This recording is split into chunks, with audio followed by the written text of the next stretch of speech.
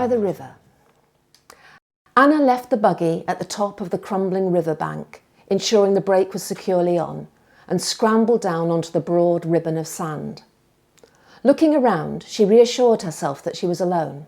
Too late for dog walkers and joggers, too early for teenage gangs. Although only mid-afternoon, dusk was already waiting to pounce, and the shroud of mist hanging low over the water rendered the opposite bank invisible. Keeping her eyes on the sluggish brown water, she almost stumbled when her foot sent an empty can clattering.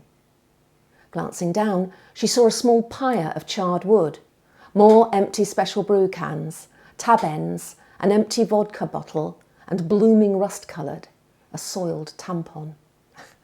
At one time she would have been outraged at this desecration, but now it seemed fitting. Taking a deep breath, she inhaled the ripe smell of seaweed and sewage.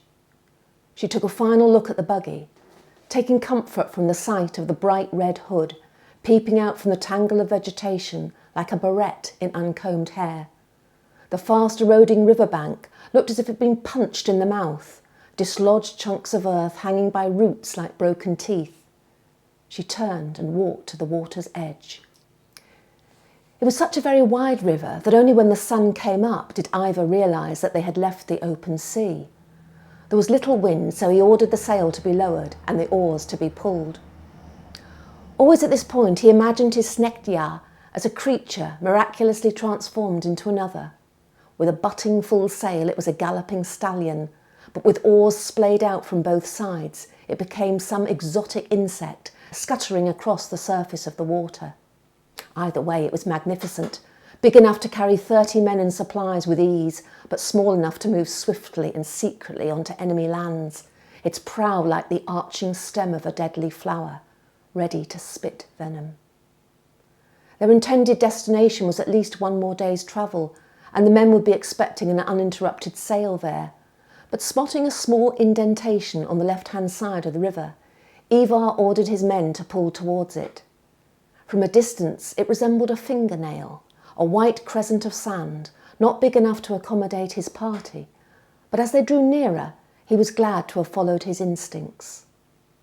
There was space enough for the men to get some exercise and spread themselves out after food had been found and eaten. The high river banks were fringed by dangerously dense forest, meaning a permanent guard would need to be mounted, but there would be animals to hunt there and maybe fresh water.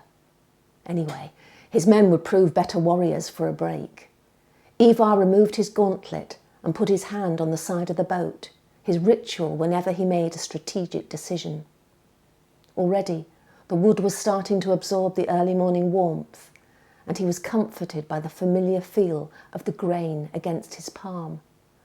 The ship was a living thing, stretching now as it woke up, gently creaking as it flexed its muscles.